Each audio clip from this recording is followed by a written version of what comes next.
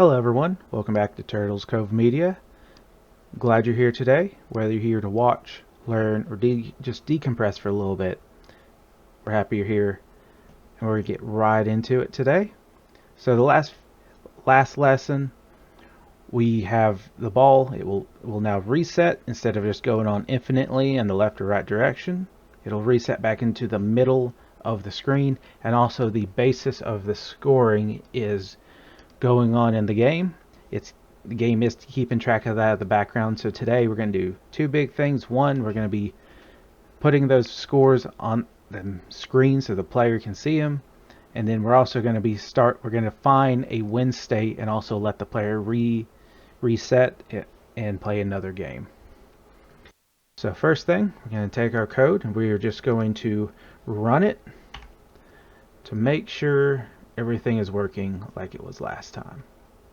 Because you never know, something weird may have happened, and we want to confirm that before we get going, what we had is still going. So I'm actually just going to let it score on me a couple times and actually see here in my terminal it is scoring. Oops. So we know that's working. So we're just going to stop the game. So first thing we're going to get started doing is we're going to be adding the score onto the screen. So we have to as we do that, we're going to have to define a few things as we go. So first thing is we need to define a text color, and this will apply to all of the font we're going to add, and it's actually going to be the same thing as our paddle color. It's just going to be white. You can set this to whatever you want. You can play with the values. I encourage you to. Same thing with the paddle color and the background. Change it to whatever you'd like.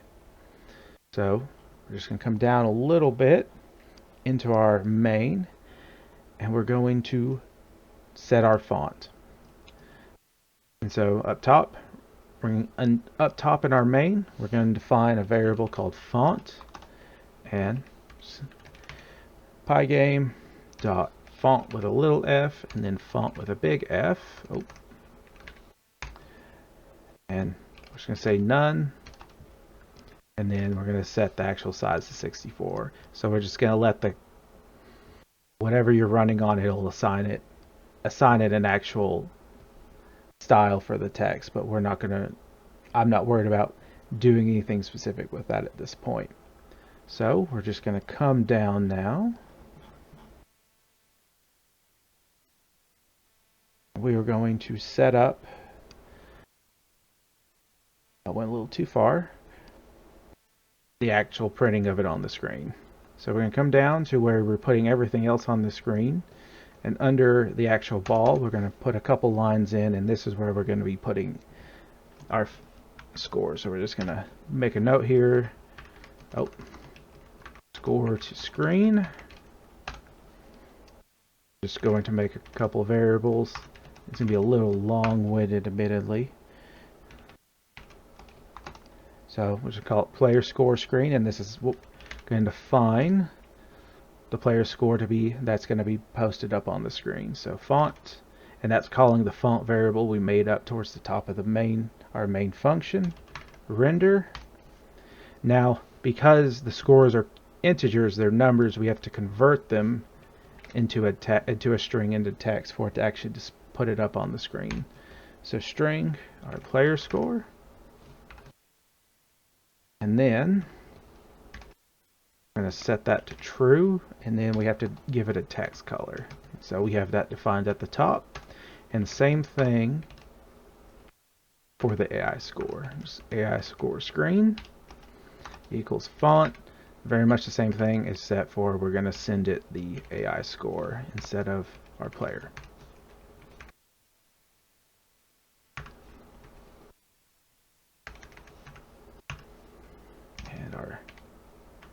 Text color. So now that those are both defined, we can post them to the screen. So we're going to call screen.blit.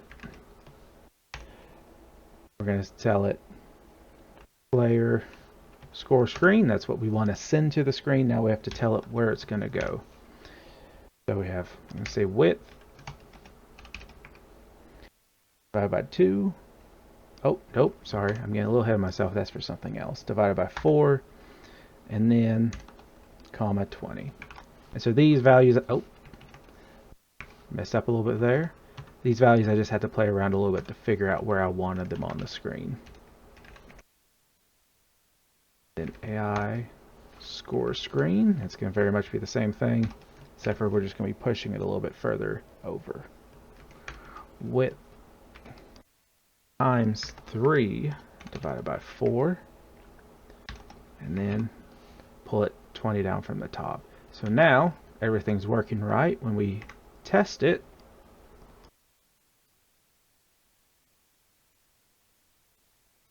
there we go. Oh, man, immediately got scored on. So now the game is going to be posting up the score on the screen for us to see, so we don't have to be sending anything to the terminal. So we're going to stop it there. Next thing, we're actually going to clean up the code a little bit. Just scroll up a little bit to our scoring, and we're going to take these print statements we put in there last time to confirm that the game was keeping track of the score, and we're just going to remove them. Alright, so now, okay, we can track the score, but now we need to do something with that. And now we're actually going to be putting in our win condition. So we're going to scroll back up top. And we're just going to, up top where we have our other constants, enter a couple times, and I'm just going to create a section called game variables. And we're just going to create win condition. And now you can set this to 1, 5, 10, 20, 100. I'm just going to set mine to 2 right now, just as we're doing testing, but you can change that later. So now, with that, we have to tell the game that what to do with that. And so we're going to have to create a few more variables to help for the game to work with to get there.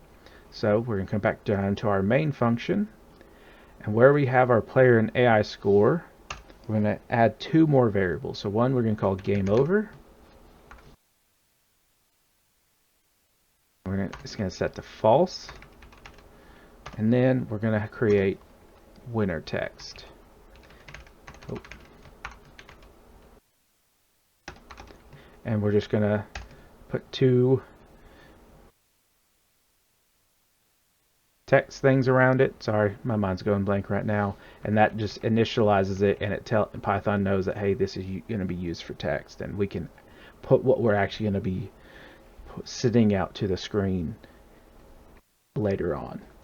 So now one big thing we're going to have to do to make sure that this game over works correctly how we want to, is we're actually going to come to our loop, so while running, and once we get past this while, we're going to start here with our play key presses, and we're actually going to scroll down. Make sure you click in front of it. We're going to scroll all the way down to our scoring. We're going to shift and click. We want all of it, and you're just going to hit tab once. And that's important because Python works off tab. The tabs are very important because it lets it know how's everything connected, what's in loops, what is in our if statements. So now we're going to come back to this play key presses. We're going to hit enter 1 time because we just want to add 1 more line. We can go up 1 and backspace. So now I'm going to give it an if statement. It says if not game over, and then a colon. So now, so long as this variable we created is false, it's going to keep going through our play loop. And so this is how we're actually going to stop the game when someone either the player or the AI wins or loses. So now we're going to scroll to the bottom. We got to add some more logic. You're going to hear that a lot through these lessons. So we're going to hit underscoring. We're just going to hit enter a couple times, backspace, and this is going to be where the win conditions live.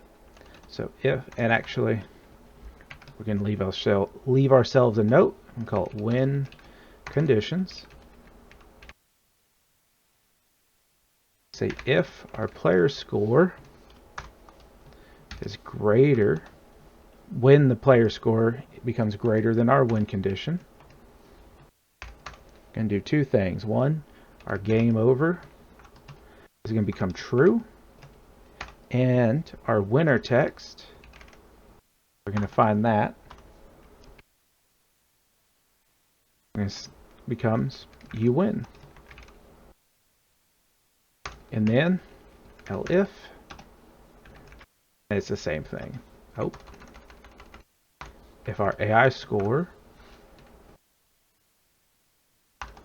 is equal to or greater to our win condition, and you could just use, well, actually no, and you have to use equal to or greater than, because if you just use greater than, you'll have to go above the score you set, and we just use greater than equal to, so just in case there's some weird instance that the score is able to go above, we don't miss anything. So our game over also becomes true, but our winner text, oh, if I could spell, becomes AI wins. All right. So now we'll work more with the winner text in a second. What should happen, test this here in just a second.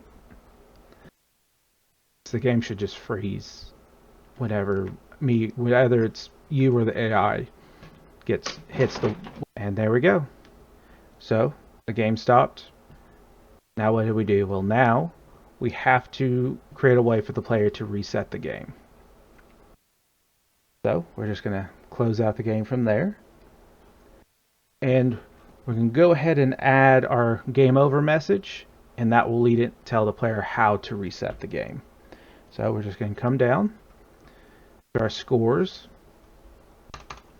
and we're just going to create a new, put in a little note that says game over messages, or game over message.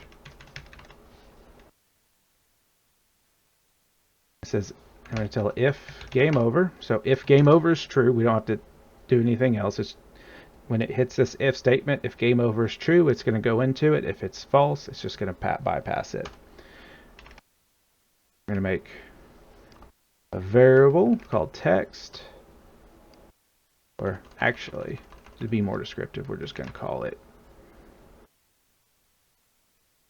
game over text. Font, so we're calling the font we created earlier render.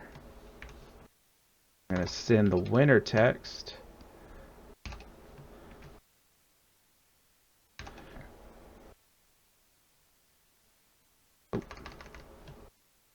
there we go. Now we got to send it to the screen.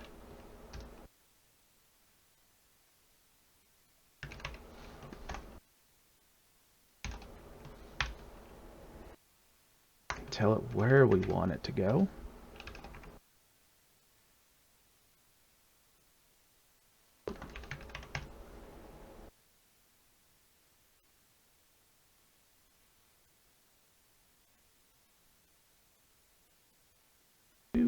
So that's our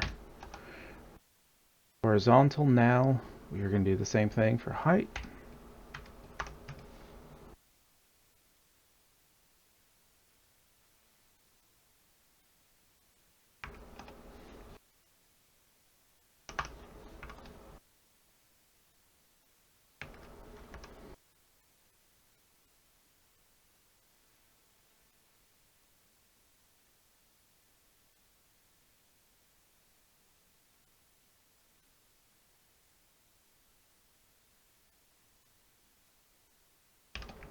All right. I'm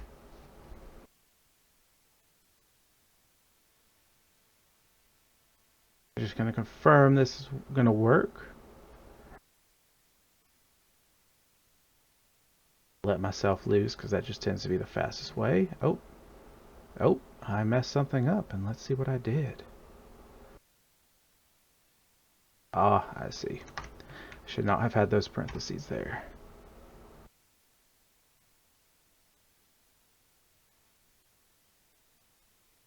Again, I'm going to just let myself lose. Make sure that... There we go. AI wins. So now we're going to give a second message, and this is going to prompt the player to press the space bar to reset the game. We're just going to call it prompt.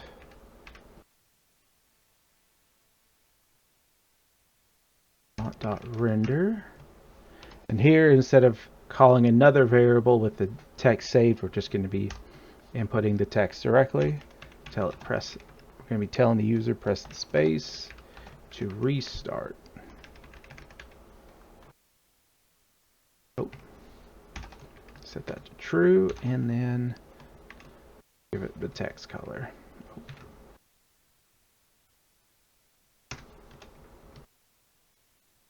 Same thing, we're going to send that to the screen.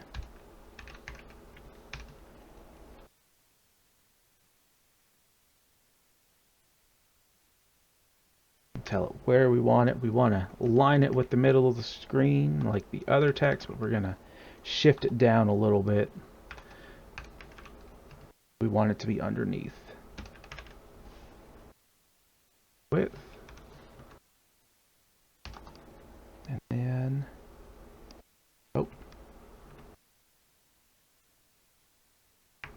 2. And then, oh, same thing with our height. 5/2 set for plus 40 to shift it down a little bit. So we'll test to make sure that this is correct as well. Getting close to being done and having a full game loop ready to go. There we go. Now we have to add in the actual functionality of the space. So we're going to stop our game and we're going to scroll up. We're going to come up to our while statement, and this is where we're going to have the code to reset the game over so the player can keep playing. So right here, it says for event, and tell it if game over, so if game over is true, and event type Pygame. So we're going to be telling it if the game is over and a key is pressed, and we're going to tell it, specify the key. In this case, it's going to be our space bar, underscore. We wanted to do this. So we're going to reset our player and AI score to 0. We're going to reset the position of our ball.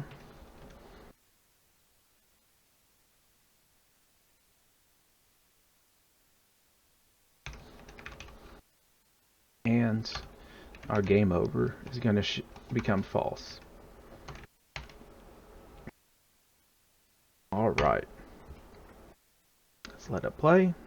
Let's make sure that everything is working.